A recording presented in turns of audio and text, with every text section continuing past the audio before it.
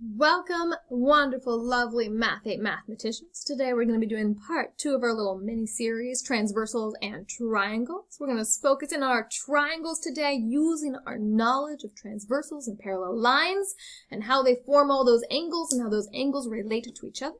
And in specific, we're going to be looking at how the interior angles of a triangle relate together. And in fact, that is going to be almost exactly our learning objective, because I'm learning how the three interior angles of a triangle relate together. So that means that if I take any old triangle, like that beauty, lovely, I want to ask about how those interior angles are the ones that form on each corner of the triangles. Of course, there's always three for triangles. How they relate to each other. Do they relate to each other? Why do they relate to each other? So we're looking to see if those three angles have any relationship, and if so, why? At this point, some of you might be very tempted to shout it out from the mountaintops and say, hey, Miss Fox, I already know this. My teacher in second grade already told me, or I was ejected from the womb already knowing this. Great, that's lovely. You're going to be ready to apply. So hold on to that for a moment, because right now what I want us to do is actually see how we can demonstrate, how we can develop that knowledge, how we can argue it. That's our main pillar of mathematics right now, is say, how can you convince yourself, how can you convince someone else that this has to be true? Not just because I said so. We're too old for that now. How can you convince me? How can you show me this got to be true? So with that, we're going to jump right into our proof. I have a lovely setup here for us with a beautiful pink triangle, some transversals, some parallel lines. Hopefully you can see that pink triangle. It's a little light. I'm going to go ahead and go over it again with a thicker pink. So we're looking at this guy. Oh god, that's too thick. Too much. Pull it back, Mix Fox. You know what? I'm just going to highlight it, and you're going to have to say, I see it now. Okay, so it's a pink triangle. Highlighting it temporarily. I'm about to delete that, but that's the triangle that we're looking at that was formed. And notice that it was formed from some parallel lines. You might already see that notation. Kind of have to hunt around for it in math. But yes, these two extra little arrowheads mean that we have two parallel lines to each other, forming the bottom of the triangle. I'm going to label that as well. Let's label it in gold because it's so special and precious. But this is parallel. So these two are parallel to each other, and then we have two transversals. Remember, transversals are any line that crosses another line that intersects. So we have one forming the left side of our triangle that extends up over here, and another one that forms the right side of our triangle, extends up over here. So notice there's not too much special about this, except I made this one little point in purple over here. I'm going to go over it thicker again. Except that point. This is the only one that's really important to our setup, other than having two transversals and a pair of parallel lines. So other than the parallel lines and the transversals, everything intersects other than one of the parallel lines at that point. So that is a shared vertex. So both the transversals meet there, and the parallel line also intersects at the same point, and it makes that top corner, top vertex of our triangle. Other than that, this is not special in any way. You can imagine a transversal going through like this, and then your triangle is in here. Or you can imagine a transversal going like this, and then your triangle is in here. You can form any triangle you'd like to in this. It's just important that they meet there. Okay, the reason I want to say that is because whenever you generate a mathematical argument, you want to make sure that it's generalizable, or at least when you're setting up an argument that you want to be very powerful. Like you can certainly say this is true for these three angles, but is it true for every angle? That's what we really want to make arguments about. So, now that you know you can play around with it, please go ahead and try that yourself. Great, go for it. What we really want to focus on, though, are those interior angles of our triangle. So this guy, and this guy. So like any good mathematician, I have three unknowns. What are we going to do? We're going to name them. So let's call this angle over here, let's call it angle A. Let's label this guy over here angle B. We'll give it a tick mark. And this last one over here will be in bright pink, but that's now way too thick. There we go. And we'll call it angle C. So I have these three angles. Okay, our setup is complete. We want to know how these three angles relate to each other. We don't really have an idea right now, so I chose three different variables to show three different unknowns, not necessarily related to each other in any way. Now let's use what we know about parallel lines and transversals and see if we can come up with some conclusion about how these might interact with each other. Can we stick them next to each other? So let's start by looking at angle A. One thing we talked about before is we talked about vertical angles, and I see an angle that is vertical to angle A. It uses the same transversal and parallel line. It's opposite of angle A, so I'm going to label it also as A because I know it's congruent, so it has the same measurement as A. I notice that my new angle A is actually below the parallel line and to the left of the transversal, so I'm going to find the corresponding angle. Below the parallel line to the left of the transversal, that's this guy right up here. And I'll angle this guy as A as well. I can also see there's another vertical angle over here. If I wanted to label that, I could. There's a vertical angle. Okay. Think I've exhausted what I can find with angle A right now. So I'm going to move on. Cool. We did some fun stuff with angle A. Let's move on to angle C. Why not? So angle C, I'm assuming we can do the same stuff with angle C. There's a vertical angle right over here. There's a corresponding angle right down here. There's another vertical angle over here. Ooh, wait a second. I see something kind of cool that you might have noticed. I now have A, B, and C all lined up right next to each other right there. They're all going across the same parallel line, and they all share a side in that angle. And you know what? Because they all have to be part of this parallel line, that means they all have to be supplementary. They have to be adding up to 180 degrees to form a straight angle. Or they're all on that line. Since there's no kinks in my parallel line, there's no bends in it or anything like that, it has to be 180 degrees. So A, B, and C have to add up to be 180 degrees. So let's write that down right over here. So I know the measure of angle A plus the measure of angle B plus the measure of angle C all has to sum to be 180 degrees. They are supplementary. These are supplementary angles. Cool. Well, that gave me something.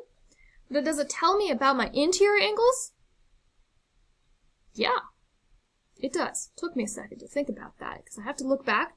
But notice, I'm going to grab another highlighter color right now. This is measure of angle A, measure of angle A, measure of angle B, measure of angle B, measure of angle C, measure of angle C. Those were my three interior angles. And because I didn't specify anything else particular about them, I know that those interior angles then always have to be supplementary. They always have to sum to be 180 degrees. So there we go. Now at this point you are allowed to stand up, shout out to your classmates, I knew it! Big Fox didn't convince me of anything. I already was convinced. Great. Lovely. Please do so. If you're not in the classroom, you can shout it out to your cat, to your family, to your baby sister. Go for it. So they will know. Convince them. But we're going to write down our conclusion so everyone can follow it. I've set up our conclusion statement right here. So we just found that the interior angles of a triangle always sum to 180 degrees. That was supposed to be degree set. Bam. Cool. Let's go ahead and apply it. So now all of you are ready to apply. Everyone can apply this. Here's our first example that we were going to focus on. So I am giving you a triangle. You are given 3 angles. You know the measurements of 2 of them. I want you to find the last one. Well, right now we have a relationship that relates them all together. One relationship, we have one unknown, that x over there. We're off to the races. We can do it. Let's set up that relationship. So I know the sum of all 3 angles has to be 180, which means that 37 degrees plus 53 degrees plus, because again I'm summing, x degrees has to be 180. There's my one relationship, one equation, and my one unknown. Well, let's go ahead and solve. 37 plus 53 is 90 degrees. Plus x degrees equals 180. I want to isolate my x, so I'm going to move away my constant by subtracting it from both sides. I have x degrees equals 180 minus 90 is 90. So x equals 90. Cool. I'm going to put this in a victory box, especially because I showed that this was actually a very special angle right here. This guy over here is actually a right angle. Cool. That's fun. Didn't know that. Let's look at our next example. This is a little bit more like 8th grade heavy example. A little more challenging, a little bit more exciting. Excellent. Take a deep breath because we're in for it. Alright, so this time where it says we're going to solve for x, then find the measure of angle A. two parts of this. We're going to focus on that first one, solve for x before we move on. Notice I have, again, 3 angles all given to me in a triangle. You might panic here for a second being like, oh, I don't know any of these angles. That's okay. Whew, it's okay because still they all are defined by the same variable. You still have one variable and we know one relationship. We are golden. We are off to the races. We can solve this. So let me show you what I mean. We have 9x, x plus 22, and x minus 4 degrees. The sum of all of those has to be 180 degrees. Let's set up that relationship. So I said 9x plus x plus 22 plus 8x minus 4 all has to equal 180 degrees. That's a sloppy 8. We're going to rewrite that guy. Look at this. We can combine like terms. We have one variable, and we have it's a single variable equation. We can solve this. We know how to do this. So, exhale a little bit, wipe the brow. We're good to go. All right. First thing I'm going to do, I see parentheses. I know my order of operations says I need to deal with parentheses first, so I'm going to go ahead and I'm actually going to distribute in order to get rid of these parentheses, even though there's just a positive outside. Remember, there's actually like a little invisible 1 sitting outside of these, so I'm really distributing positive 1. Just so happens that since positive 1 is, wow, I just forgot that word, additive, not multiplicative, multiplicative identity. Brain fart for a second, excuse me. It won't change the insides. So I have 9x plus x plus 22 plus 8x minus 4 equals 180. So I multiplied all those by positive 1. Now here comes the fun part. I get to combine like terms. I'm going to use a highlighter, but you'll probably use like underlining, or you can use colored pencils or your own highlighters. I often circle and star different things when I'm doing this on paper. So I'm going to look for my like terms. I see 9x, which is a single variable x. I see a positive x. Notice I'm grabbing that sign with it. Positive 8x. And that's it. So let's grab another fun color. Orange. At positive 22, negative 4. I'm ready to combine my like terms. 9x plus x is 10x plus another 8x is 18x. Positive 22 minus 4 is positive 18. That's all equal to 180. Here's my two-step equation. Subtract off the constants, because now I'm solving, so that means I want to do opposite of my order of operations. 18 plus 18, 18 minus 18 is the same thing as 0. They cancel. 18x equals 162. Ooh, what is 18, or what is 162 divided by 18? I don't know my multiples of 18, so I'm going to go ahead and do a little side math over here. Slide over, do some secret side math.